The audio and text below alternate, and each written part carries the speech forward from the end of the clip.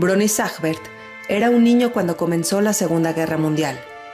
Y como judío, Brony y su familia fueron perseguidos por el nazismo y transportados al gueto de Lodz. La pesadilla apenas iniciaba.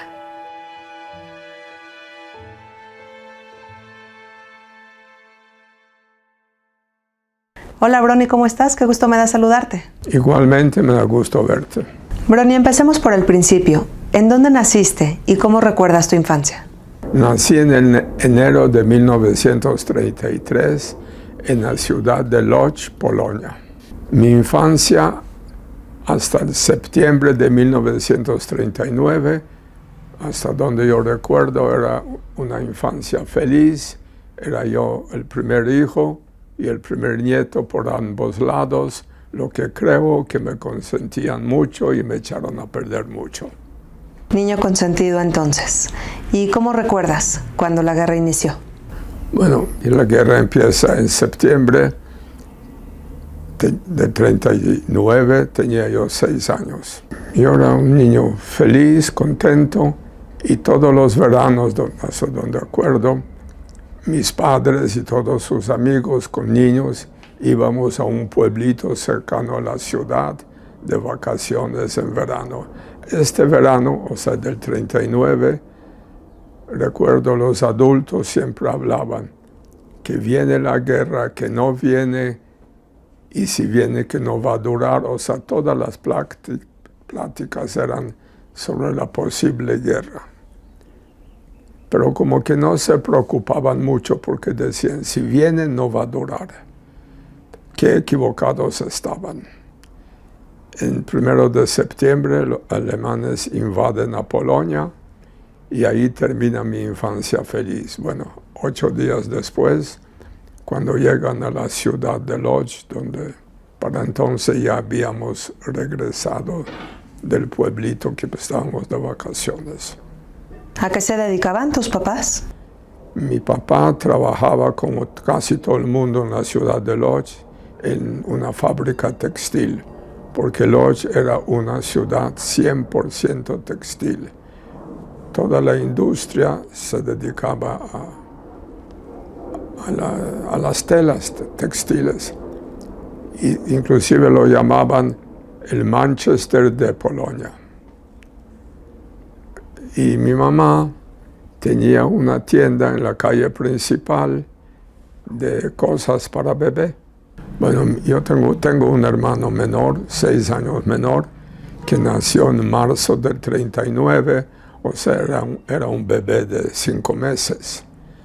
¿Qué pasó entonces con tu familia?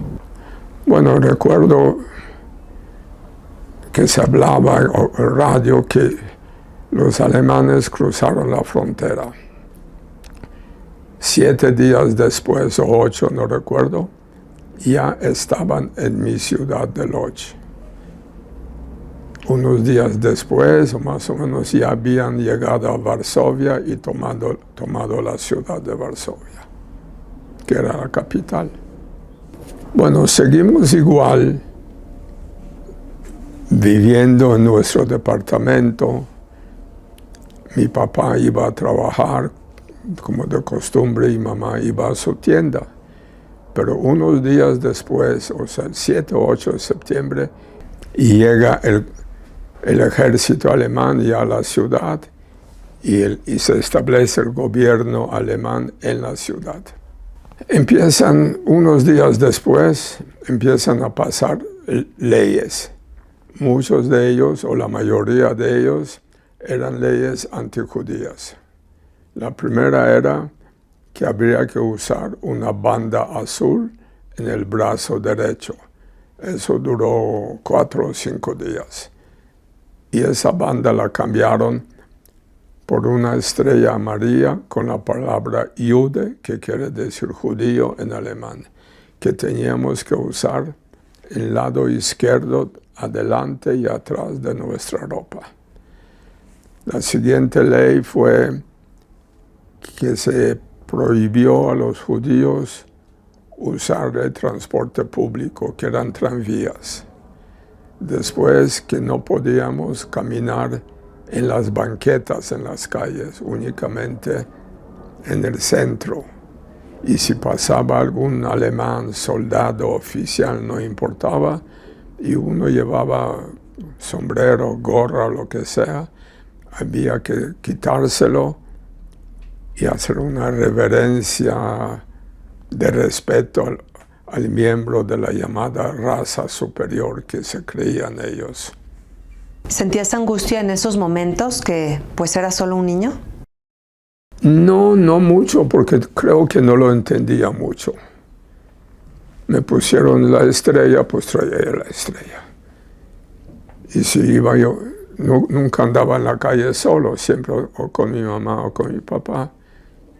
Y si los veía que se quitaba mi papá el sombrero, y si yo traía una gorrita o algo, me la quitaba. Pero no sentía mayor angustia ni preocupación.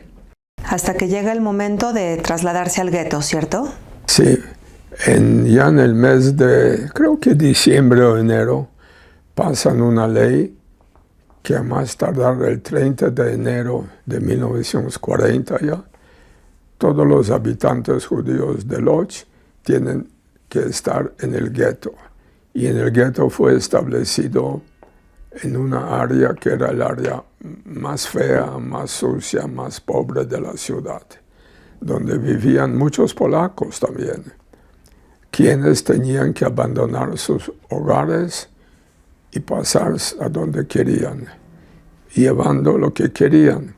Y al mismo tiempo, los judíos de la ciudad tenían que ir a esta parte que ya fue abandonada por los polacos y buscar ahí a ver dónde se acomodaban, sin permiso de llevar gran cosa, lo que podías traer en una maleta, en una mochila.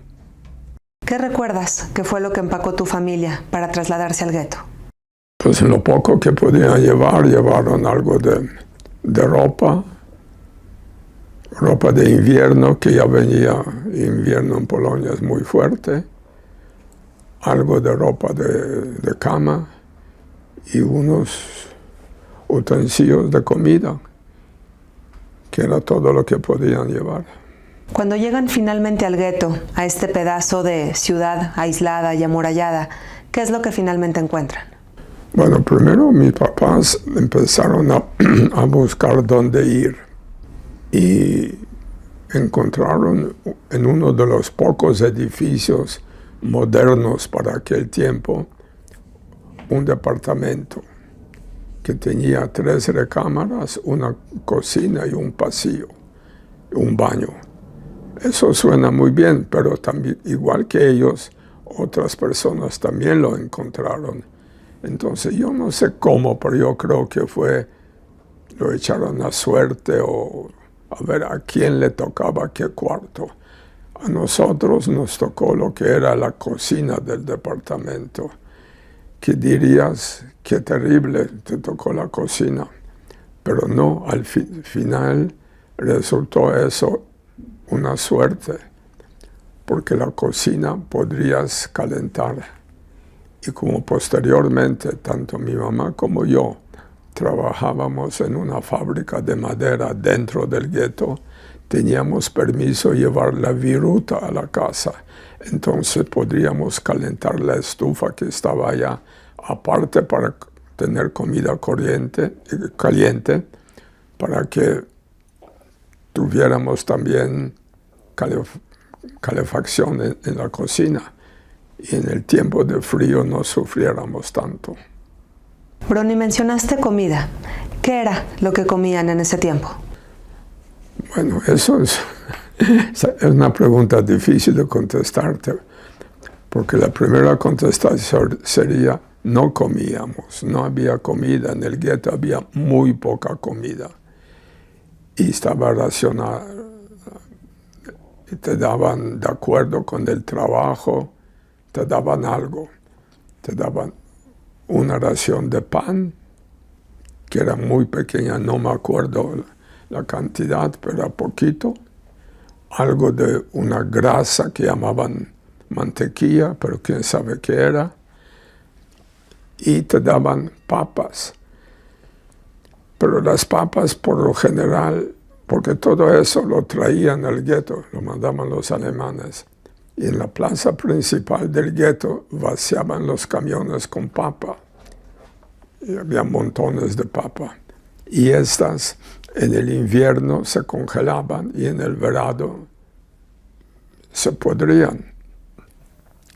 El resultado siempre era el mismo. La cáscara de las papas que había y que nos daban estaban podridas, pero es lo que había. Entonces la gente se ingeniaba de hacer lo más que podía de las papas. El olor y el sabor de esas cáscaras era terrible. En caso mío, hasta hoy día, a mí me gusta mucho la papa en general y la papa al horno, pero la papa al horno no puedo comer con la cáscara, porque me trae a la memoria, al olfato, el olor de aquellas cáscaras podridas. ¿Y cuánto tiempo permanecieron en esa cocina? Casi todo lo que duró el gueto. El gueto duró 5 años, pero ahí permanecimos 4 o 5 meses antes salimos de ahí. Estuvimos en esa cocina un poco más de 4 años. Brony, la guerra duró muchos años, 6 años para ser exactos. ¿Qué hacías todo este tiempo en el gueto? Bueno, mis padres trabajaron casi desde el primer día, porque era obligación. Y ya empezaron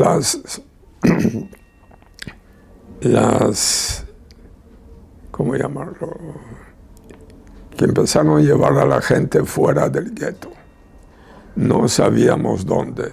Decían que los alemanes los llevaban a otro lugar de trabajo. Después de la guerra supimos que era Auschwitz, que era el campo de exterminio, pero no lo sabíamos en el gueto. Pero nadie quería ir, y todo el mundo decía, bien o mal, pero ya estamos acá, mejor no vamos. Entonces voluntariamente nadie quería ir.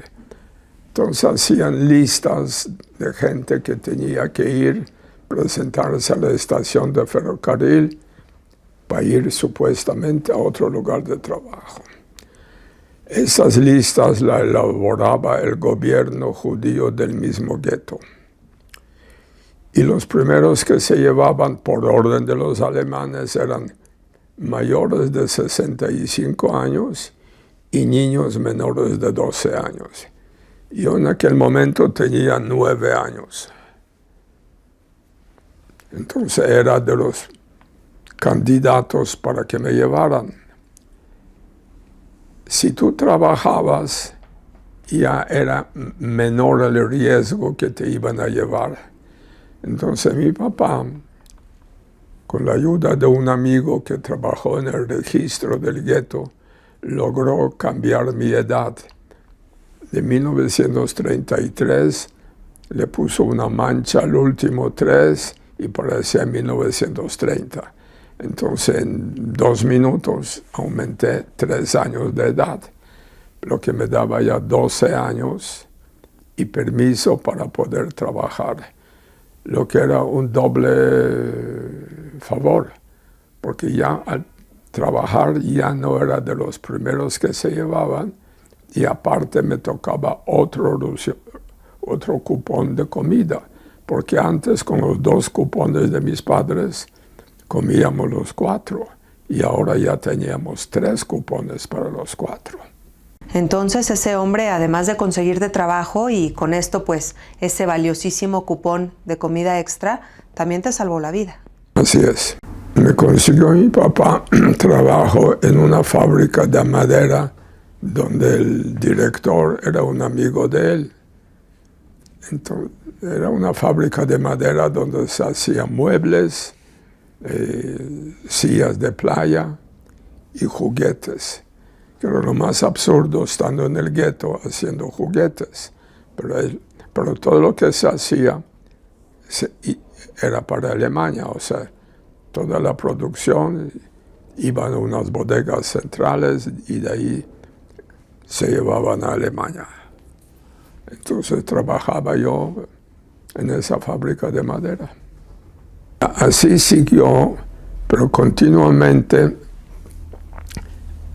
la población de gueto disminuía porque se llevaban a supuestamente otro lugar de trabajo. Pero también traían gente de ciudades chicas, de pueblos chicos, donde no le costeaba a los alemanes establecer un gueto, entonces traían a la gente de ahí al gueto de Lodz. Entonces la población se mantenía más o menos estable. Sin embargo, eran más los que se llevaban a los que llegaban. Entonces la población iba disminuyendo, pero en ningún momento, porque el gueto estaba rodeado no de muro como el gueto de Varsovia, sino de alambre de púa y tablas de madera. Pero como siempre había menor cantidad de habitantes dentro del gueto, se veía cada vez más vacío. Pero el área total del gueto nunca la cambiaron. Entonces, si andabas en las calles, estaba vacío, no había casi gente, y cada vez iba disminuyendo. Y así siguió hasta más o menos julio, agosto de 1944, cuando ya iban a liquidar los alemanes por completo el gueto de Lodz. Y ellos escogieron a 500 personas a quienes dejaron para hacer la limpieza del gueto. ¿Qué quería decir eso? Que iban de cuarto en cuarto y sacaban todo lo que había, sillas, mesas, camas, lo que había, y lo llevaban a una bodega central donde se hacía selección y de ahí se mandaba todo a Alemania. Y entonces, estando ahí, cada vez éramos menos, hasta que en agosto del 44 deciden liquidar el gueto, escogen 500 personas para hacer la recolección de lo que podría servir. Y entonces nos iban concentrando cada vez en área más chica. Finalmente ya estábamos todo lo que todavía estábamos en el gueto en 3 edificios. Originalmente en el gueto de Lodz entramos 200.000 personas, con los que llegaban y se iban, pero se mantenía más o menos igual. Esas 200.000 para entonces ya quedábamos menos de 5.000 en el gueto. Y nos tenían en 3 edificios. Y cada día había que bajar a la calle, llegaban tranvías, subirse a tranvía, y el tranvía iba a la estación de ferrocarril, de donde iban al otro lugar de trabajo que era Auschwitz. Y en eso de bajar, varios días bajábamos, subíamos, nunca nos tocó el turno de subir al tranvía. Finalmente, un día X, estábamos ya formados también para subir, y mis papás eran muy diferentes los dos. Mi mamá era muy impaciente y mi papá todo lo contrario. Y mi mamá decía, ya vámonos, vamos a adelantarnos, hace mucho calor, que en agosto en Polonia hace mucho calor. Los niños ya están cansados, ya, donde vamos a ir, vamos. Y mi papá todo lo contrario, ¿qué prisas tienes? Vamos a esperar. Entre que vamos y no vamos, llegó la noche. Al llegar la noche nos mandaron de regreso al edificio que estábamos para presentarnos al día siguiente. Esta noche llegó un amigo de mi papá y les dijo, mira, tenemos un escondite y hay 4 lugares. Si ustedes quieren venir, están bienvenidos. Mis papás lo estuvieron discutiendo entre ellos y decidieron sí.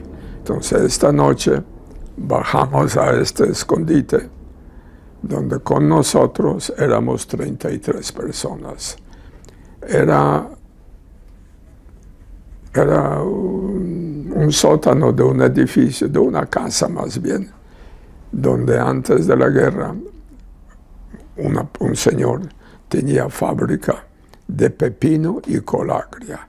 Entonces había luz y agua. Y ahí entramos y encontramos que éramos ya 33 personas con los que ya estábamos.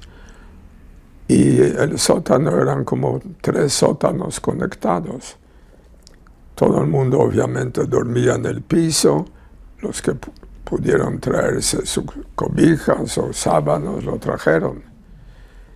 Y ese escondite lo estaba haciendo un señor por mucho tiempo ya. Y lo triste del asunto era que él este día salió a otro lugar dentro del gueto donde había dejado cosas para traer al escondite. Lo agarraron los alemanes en la calle y se lo llevaron. Así ni él disfrutó de ese escondite. Bueno, ahí estuvimos en ese escondite, estuvimos 10 semanas. Sin aire fresco, agua teníamos, pero Brony, ¿cuánto tiempo estuvieron en este escondite? Y sobre todo, ¿cómo fue tu estadía en ese lugar? En primer lugar, fue un tiempo muy, muy monótono. No había nada que hacer, no podíamos hacer nada, no había dónde hacer nada. Ni se podía hablar en voz alta, porque el escondite estaba cruzando la calle de la policía criminal alemana. Entonces, si hablas en voz alta, sobre todo en un espacio donde no hay gente, no hay movimiento, la voz corre. Entonces no se podría hablar mucho para que no nos oyeran. Aire fresco, nos tomábamos turnos para llegar en el sótano a la parte de arriba, donde había como una puerta que se movía, y por ahí cada quien se sentaba 5 o 10 minutos para respirar un poco de aire fresco. Y todo era aburrimiento. Ni podías hablar mucho, ni en voz alta, y no había nada que hacer. Por alguna razón, no sé por cuál, el señor que lo estaba preparando bajó ahí muchos libros. Entonces yo por hacer algo me puse a leer, y desde entonces me quedó el vicio de seguir leyendo.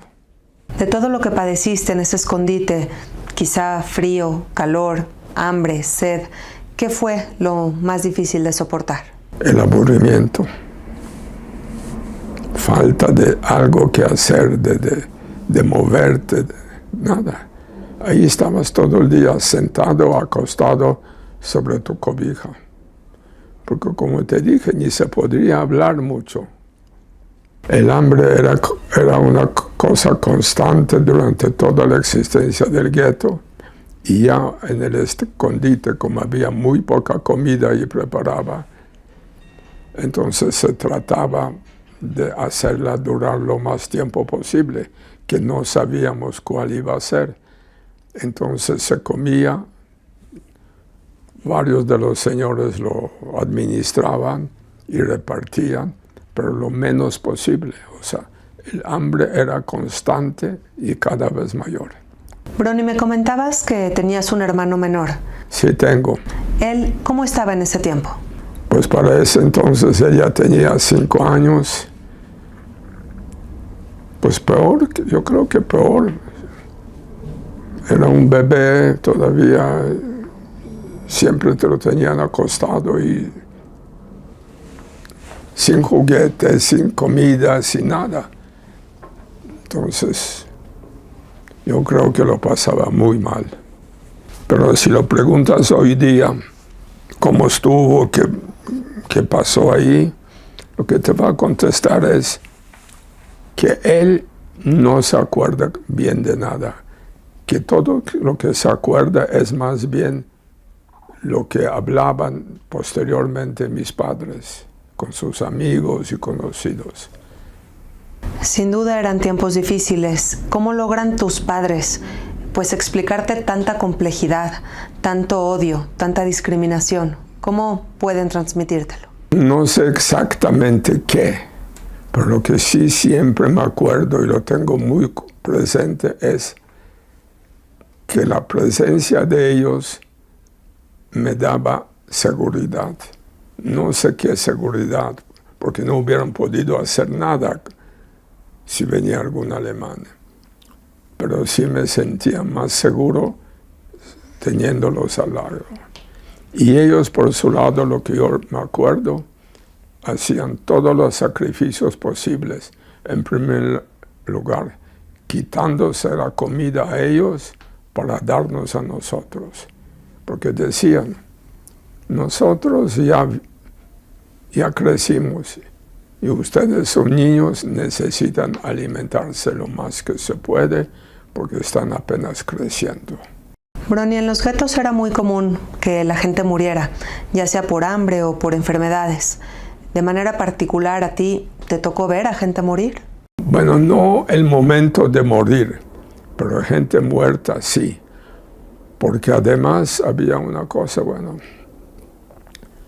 muchos lo criticarían, muchos no, pero eran tiempos muy difíciles y muy diferentes. Si la persona moría en su casa en la noche, los familiares no lo reportaban inmediatamente a la policía o al departamento de salud, no sé a quién, para en esa forma, porque si lo reportaban automáticamente, el cupón de comida de esa persona quedaba cancelado. Entonces trataban de mantener la idea de que el familiar todavía estaba vivo para todavía gozar de su cupón X días más. Digo, es muy crudo decir eso, muy inhumano tener a un familiar muerto ahí, pero te dije, eran otros tiempos y otra vida, y un cupón más de comida podría significar unos días más de vida para otro familiar. Brony, durante este tiempo en el escondite, viviste un episodio muy particular referente a un bebé. ¿Nos lo podrías platicar, por favor? Una de las señoras que estaba en el escondite estaba esperando bebé y llegó el día que iba a dar a luz. Entonces la pusieron en uno de los sótanos, nos sacaron a todos y las señoras que estaban allá, incluyendo a mi mamá, se quedaron con ella para ayudarle a dar a luz. Después de X tiempo, el bebé nació. Según dijeron, el bebé nació muerto.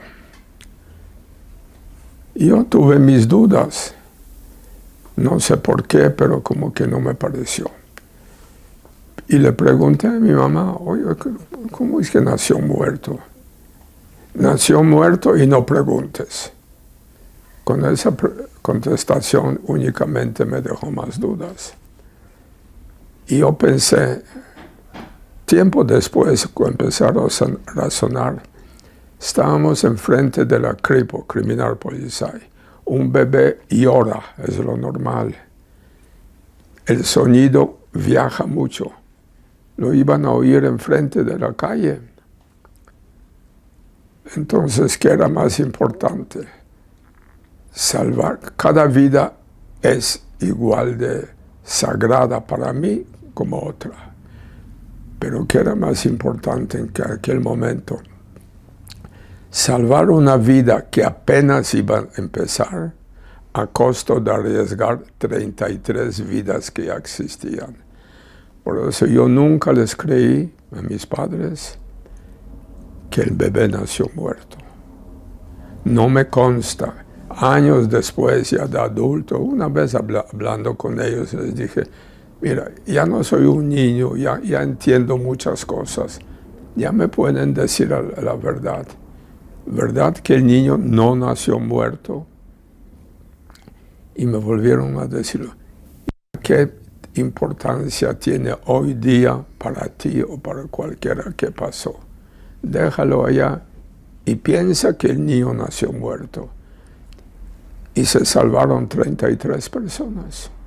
Pues eso nomás me confirmó que el niño no nació muerto. ¿Cómo murió? No sé.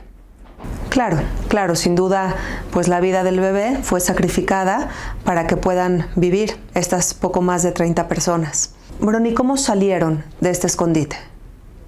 Un día, como te dije, el gueto siguió, perdón, el área del gueto seguía la misma, pero vacía. Un día unos alemanes iban caminando por una de las calles, vieron unas sombras, unas personas entraban a un subterráneo. Los agarraron, los sacaron y los mataron ahí mismo. Y al día siguiente, en la mañana, como todos los días, juntaban a los 500, los dividían en grupos para ir a trabajar y les dijeron, nos dimos cuenta que había gente escondida. Si había 10 o 20, debe haber más.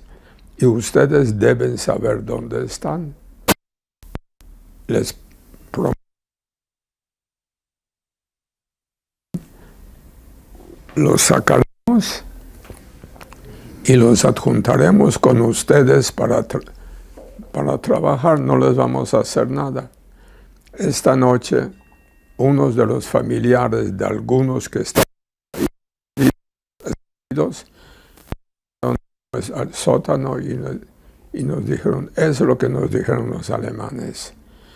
Pero las vidas, ustedes son nuestras familias, pero nosotros no podemos disponer de las vidas de ustedes.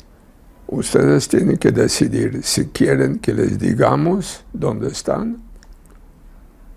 Es una riesgo de ustedes. O no les decimos y no les decimos.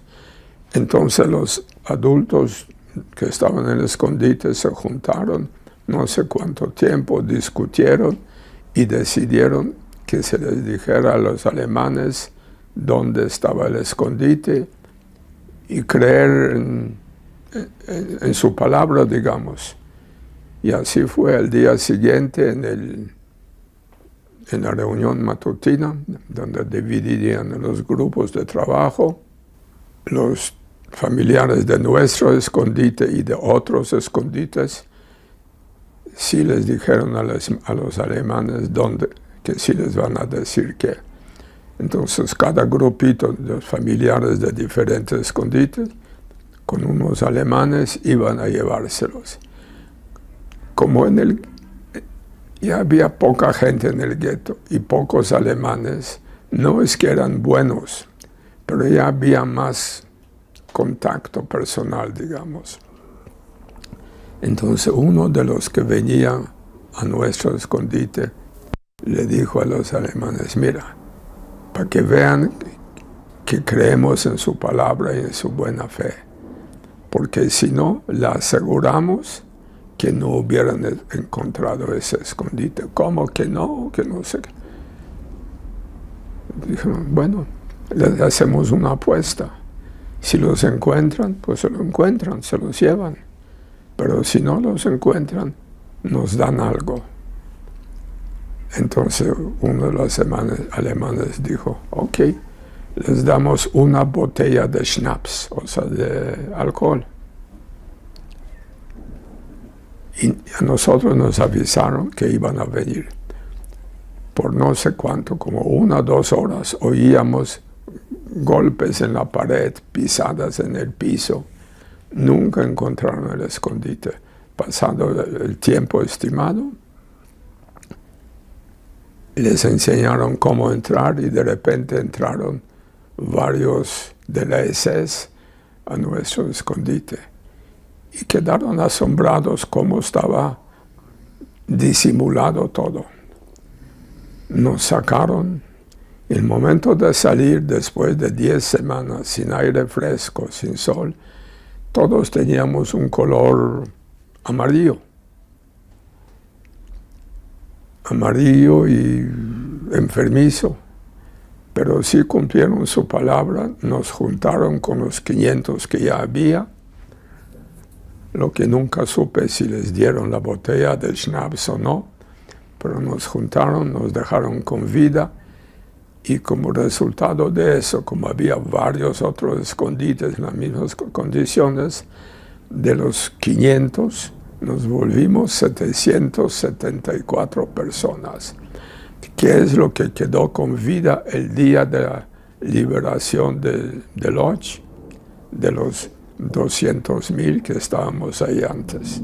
Ahora, los 200,000 no todos los llevaron a Auschwitz. Muchos, la mayoría sobre todo, murió en el mismo gueto. Había médicos, pero sin medicinas, ¿qué haces? Las muertes eran de hambre y falta de medicamentos. Entonces, de 200,000 terminamos 774 personas. Y eso era el día de la liberación. Bueno, ¿y cuál era el plan de los nazis para estas poco más de 700 personas? Te digo, lo vimos, porque si lo vimos, bueno, déjame regresar, nos dejaron con los 500, todos en grupos de trabajo, etc. La noche del 18 de enero del 45, entre los 700 y tantos que estábamos, corrió el rumor que en el cementerio, este día, los alemanes cavaron 8 fosas. Si éramos 770 y tanto y cavaron 8 fosas, no tienes que ser gran matemático para saber para qué eran.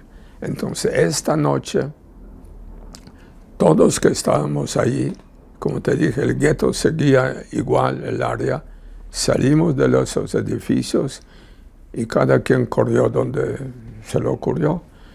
Nosotros con otra familia fuimos a una casita que estaba a 10 cuadras de ahí, no sé qué. Ahí nos metimos en un cuartito que estaba como atrás y ahí nos quedamos 2 días y 3 esta noche y otros 2 días y otras 2 noches. Ya prácticamente sin comida, de por sí no teníamos, y llevamos lo que teníamos, que no era mucho, y sí llevamos agua. Y el día del 19 de enero empezamos a oír gritos de afuera: judíos, judíos, salgan, ya somos libres. Mis padres y con la otra familia estaban pensando, ¿será verdad o será un truco de los alemanes? Porque muchos de los alemanes encargados de guetos hablaban polaco e inclusive algunos hablaban algo de yiddish. Pero después de un rato mi papá y el otro señor se asomaron y vieron que era gente del mismo grupo, les hablaron, ya que no, de veras estamos libres, vengan. Entonces ya salimos del escondite, era la primera vez tener aire fresco y sol después de 10 semanas. Sí. ¿Qué sentiste, Brony, en esos momentos que te enteras que ya eres libre? Ahorita te lo digo. Estábamos todos amarillos, azules,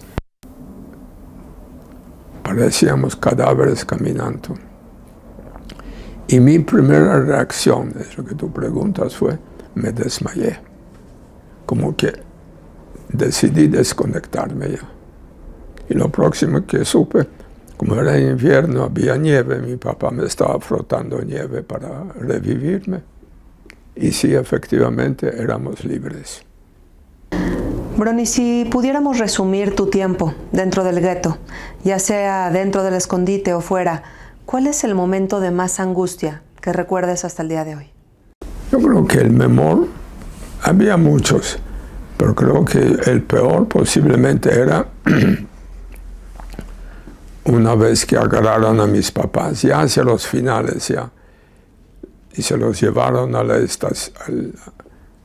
a una plaza de donde se los llevaban a la estación de ferrocarril.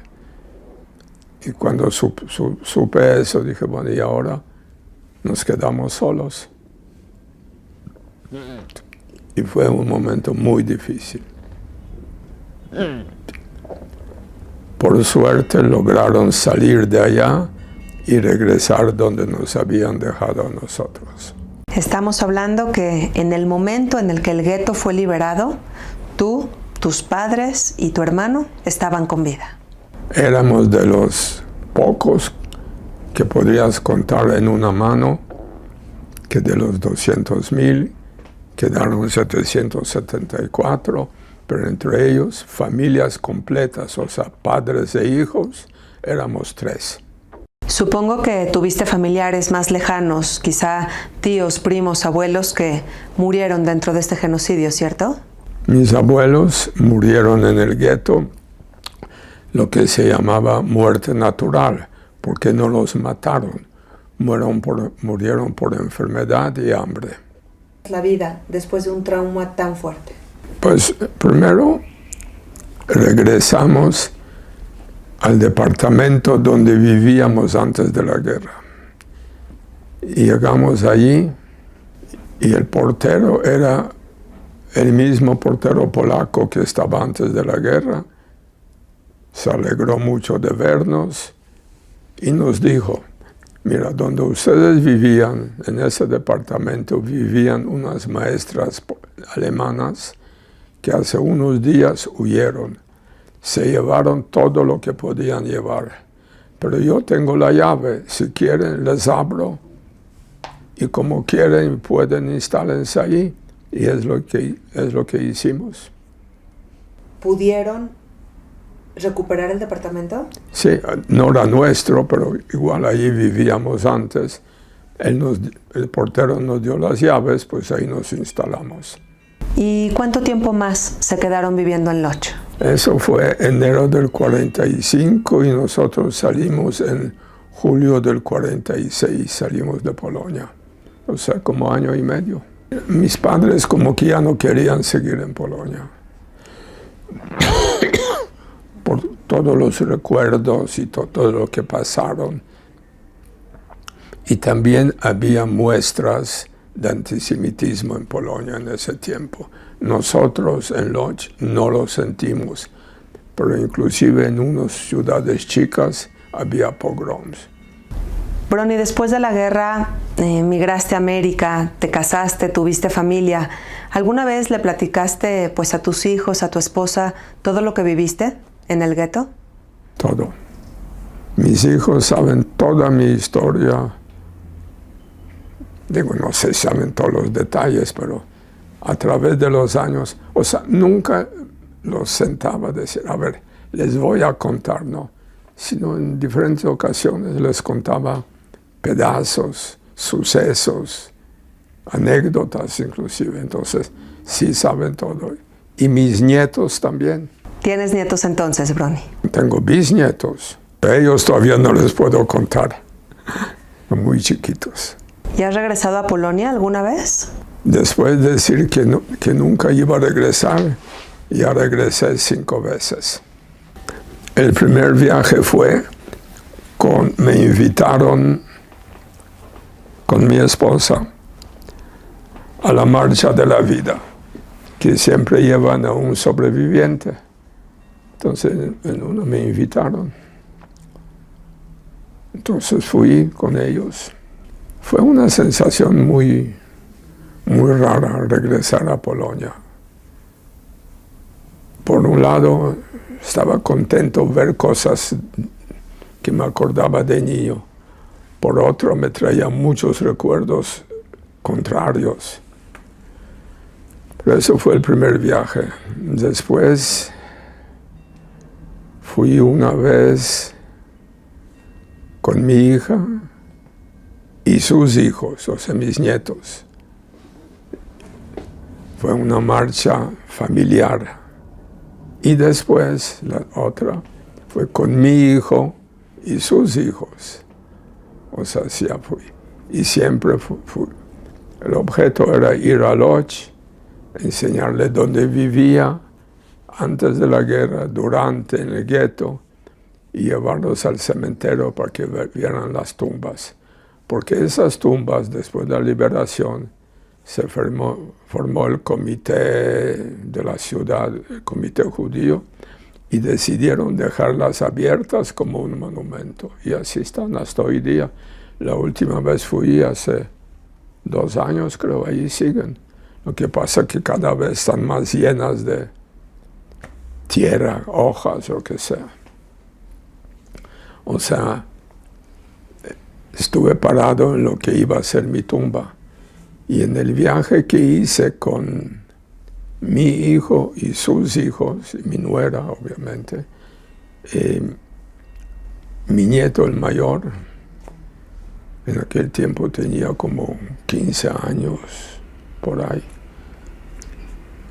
me dice, imagínate, si tú estarías acá, yo no estaría acá. ¿Y tenía razón? Sí. Brony, a tantos años de distancia, ¿cómo recuerdas todo lo que viviste? Con mucho dolor, con mucha tristeza, porque había muchas cosas que, aparte de lo normal, que causaban dolor, el comportamiento de la gente, inclusive de la misma familia, y muchas cosas feas. Y eso me trae unos recuerdos muy dolorosos. Pero al mismo tiempo yo creo, si no esta terrible experiencia, hoy día yo no fuera la persona que soy. Buena o mala, no sé, pero eso me formó mucho. ¿Tienes rencor hacia los alemanes? No, fíjate que no. No tengo rencor. Primero, porque los alemanes de hoy son nietos o bisnietos de aquellos. Y aunque dicen no sé dónde que los hijos pagarán la culpa de los padres, no creo en eso. Y el otro, si yo tuviera rencor, yo pasaría la vida siempre amargado y enojado. Y no, yo trato hasta donde puedo disfrutar la vida y a mi familia. Brony, si pudieras darle un solo mensaje a todas esas personas que nos escuchan, ¿qué mensaje sería? Que cuando empieza la guerra y Hitler todo lo que hizo, ya lo había dicho antes, y nadie lo tomó en serio. Entonces, si hoy día alguien o algún grupo de gente empiezan a leer o oír algún líder o un grupo o algún país hablar de discriminación, de odios, que dentro de lo que uno puede traten de contrarrestarlo y evitar, porque la discriminación, la que sea, por color, por religión, por nacionalidad, por lo que fuera, lo único que puede traer es desgracia y muerte. Y al fin y al cabo, no somos todos iguales, pero todos somos seres humanos y como tal deberíamos tratarnos con respeto y consideración y no con odio. Al decir valor, yo me refiero mucho al valor humano, de ser, ¿cómo decírtelo?, decente, correcto como ser humano y tratar como otro ser humano como tal, como uno igual, no como un enemigo ni uno inferior. Aunque hay diferencias por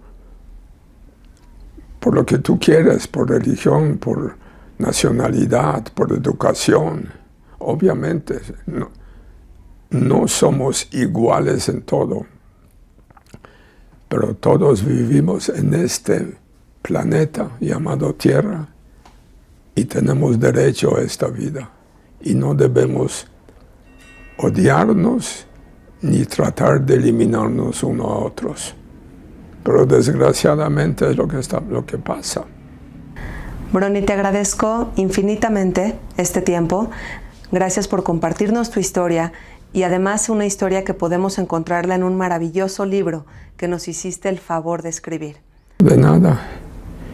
Y después de mucho tiempo de pensarlo y tratar de hacer, finalmente lo saqué en un libro. Todo eso. Brony, y todo esto lo podemos encontrar en un libro. Sí. Bueno, mucho lo principal. ¿No? ¿De qué? No te voy a decir que fue un gusto verte, pero no un gusto recordar todo. Pero ya, yo siempre lo recuerdo. Elena, ¿me pasas mi libro? Claro que sí. Por favor. Y Brony, gracias. Gracias por ser un ejemplo de lucha, de valentía, por ser un extraordinario ejemplo, pues, de sobrevivencia. Que Dios te bendiga. Con gusto, como digo, aunque no es un gusto, pero con gusto te vi, con gusto te platiqué. Son recuerdos que forman parte de la vida, mi vida. Gracias, Brony. Hasta la próxima.